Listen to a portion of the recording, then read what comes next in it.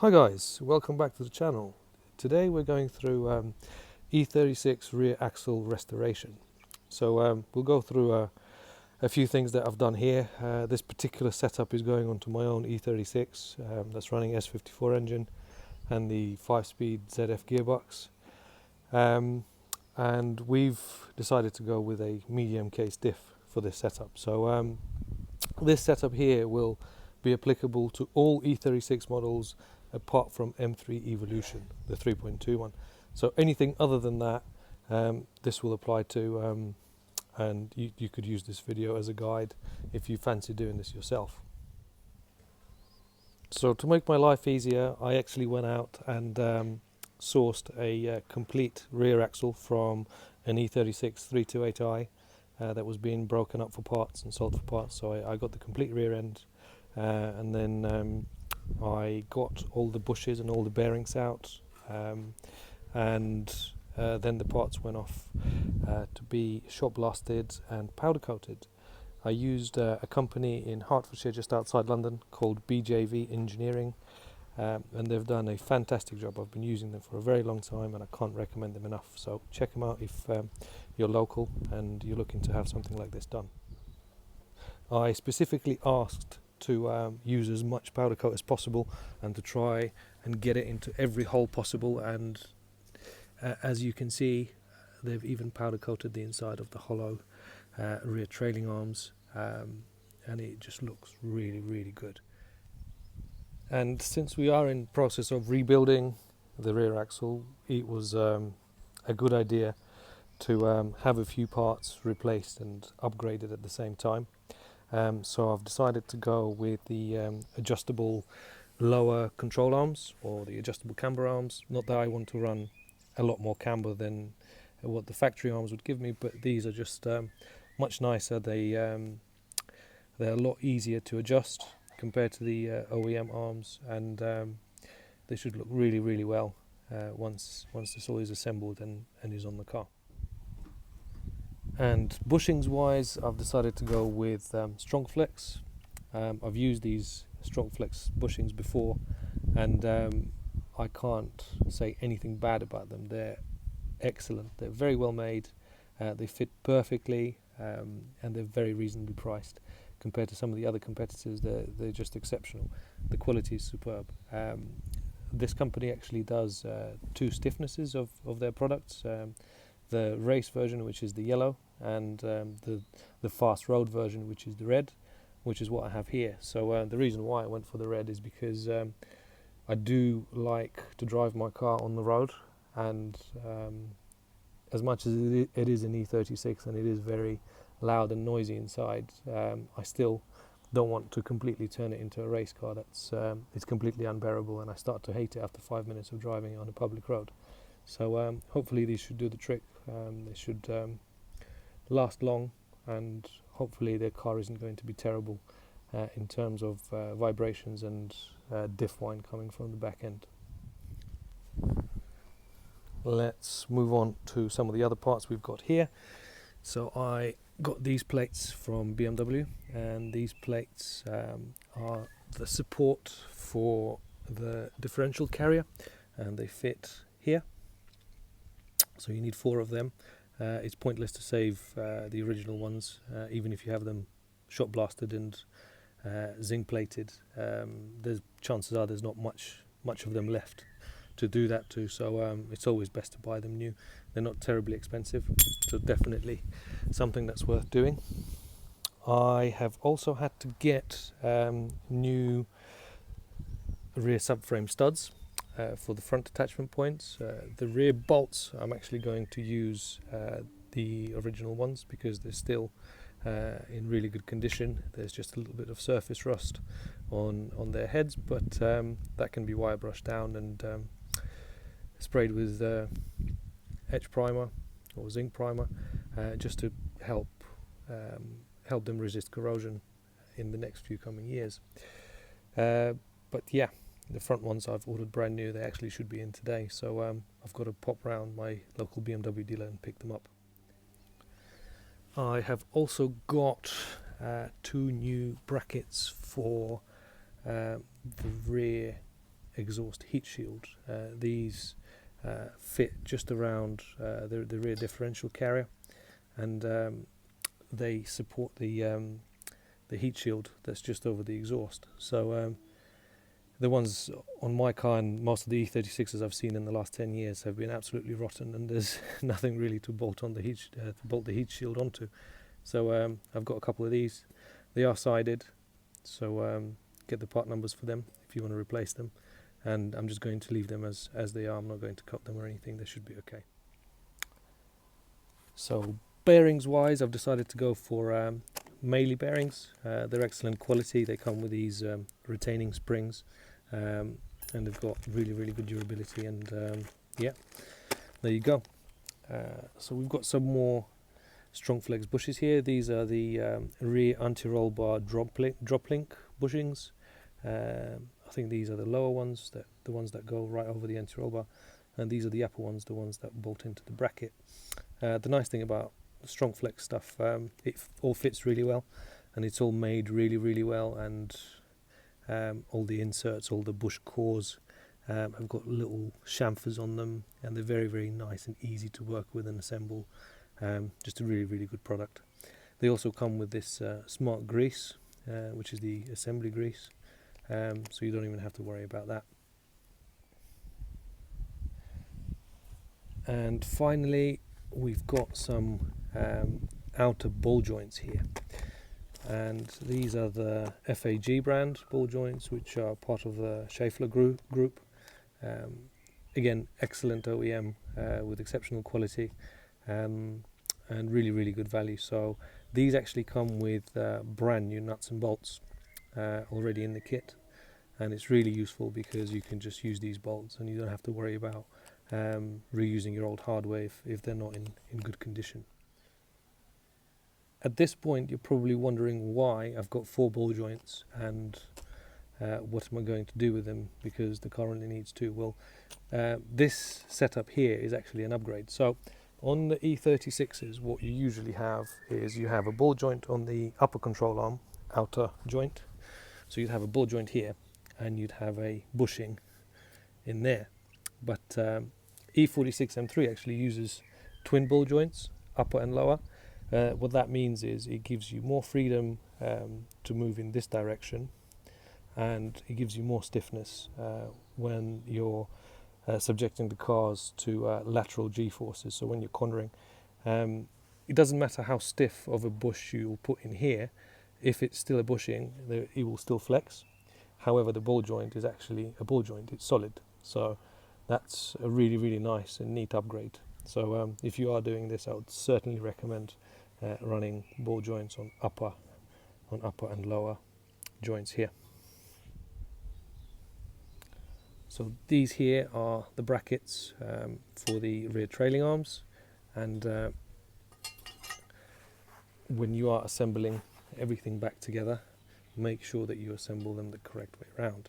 I've actually had a car once where something was really wrong with it after rear trailing arm bushes were replaced, and it came in with the rear brackets assembled this way, which is actually upside down, and the rear axle was completely out of place.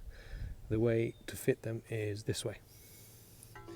So just make sure you are doing it correctly, and as long as you're fitting it this way, there's only one way they can go on, so the left and right, you can't mix them up. Just whatever you do, don't fit them that way. Moving on to the hub flanges, I'll be reusing my old ones because they're in good condition. All the threads are fine, so I'm just going to clean them up and assemble them back together. On the left here, we've got the rear upper control arms with spring pockets on them, and these are actually sided. There's a left and a right, and the bushings fit into them a certain way, and you have to make sure that you are putting this back together correctly. So you have a left and a right, and the way to tell which is which, a left one will have a slightly longer bit of metal here on the back end of the car, and the right one will have that on the same side. So these bits of longer bracket, if you like, need to be on the back end of the car. And when you're inserting the bushings, you have to make sure that the fatter one of the two halves of the bushing is also towards the back of the car. The reason why this is important is that will determine the geometry of your rear suspension, and you shouldn't really mix them up because the bushing sockets are actually angled.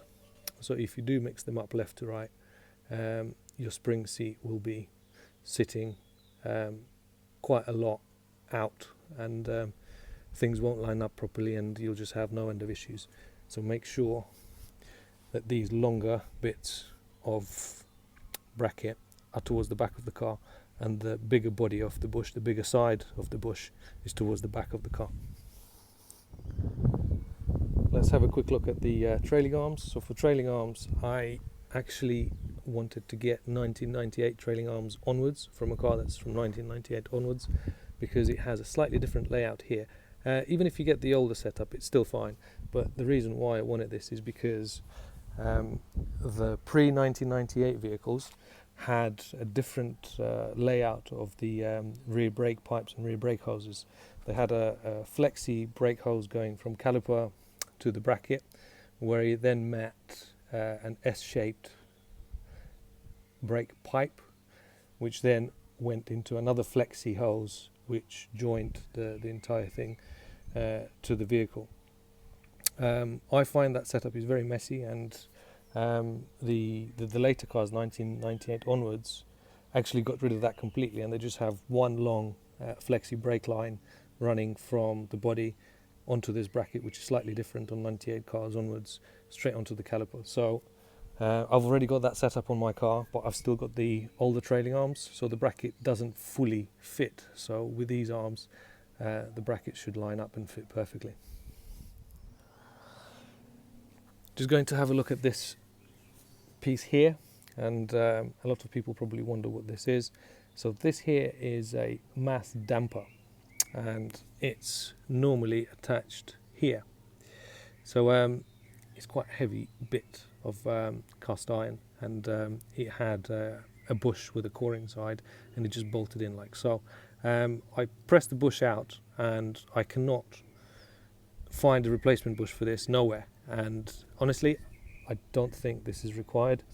I might be wrong, so once this is all assembled and I'm driving the car, hopefully I'm not hearing any whines or any noises coming out from the back end that would make me put this back on, because it's really quite heavy, a heavy bit of metal, so I don't think you need this. I have also decided to replace the backing plates, or the dust shields, just because on E36 they're very prone to rusting here, and that's where the handbrake pins attach. So once they rust through, the handbrake pins fall out, and then they start making a racket inside the handbrake assembly and cause you all sorts of issues, and then you can't put it back in, and then you've got to take wheel bearings out. So it's always really good to replace these. I went for a set that actually looked black in pictures online, and when they turned up they were uncoated. So I gave them to the same powder coating company, BJV Engineering, to have them powder coated in matte black, and they've turned out fantastic. Unfortunately, they don't actually have any idiot proofing on them, and you can fit them wrong way around. So the easiest way to tell which is which is to see where the caliper attachment points are and whether they line up. So this one, for example, fits perfectly, and the caliper attachment points are perfectly in the middle of the cutout. But if we try it with this other one, it still fits and it will still bolt on, but you can only see one of the caliper attachment points. So watch out for that. And finally, moving on to the differential setup, and this here I have my freshly rebuilt and assembled with an LSD rear differential. So this is a 188 case medium differential, medium case differential with 3.15 to 1 gear set, and as you can see, this fancy backplate here, it's Rogue Engineering backplate for increased oil capacity and it's got these really nice cooling vanes on the bottom of it to help cool the fluid down in the inside the differential. So I decided to go with a blackline helical gear LSD, and it's a non-plated setup. It's a fully mechanical limited slip differential. It works really well on the road.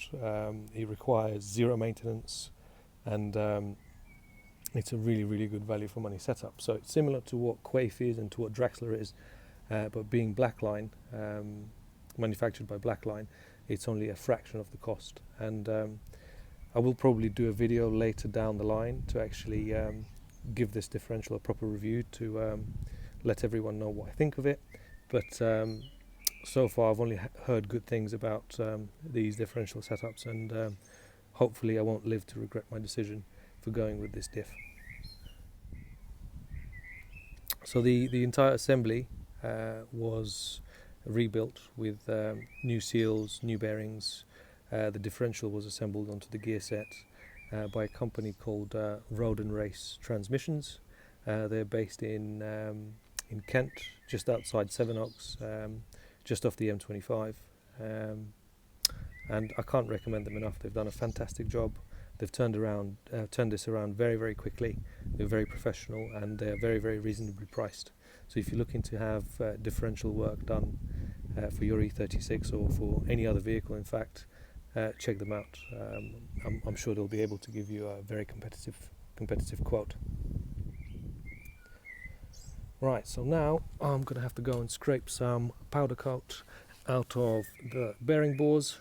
Luckily, our powder coaters have used copper grease on the bores, so the actual powder coat itself will just flake off to make my life easier. So thanks to them once again for doing this. Hopefully I'm not going to be swearing too much pressing the bearings in. So yeah, I shall see you guys in a few seconds once this is all assembled and I'm putting it on the car.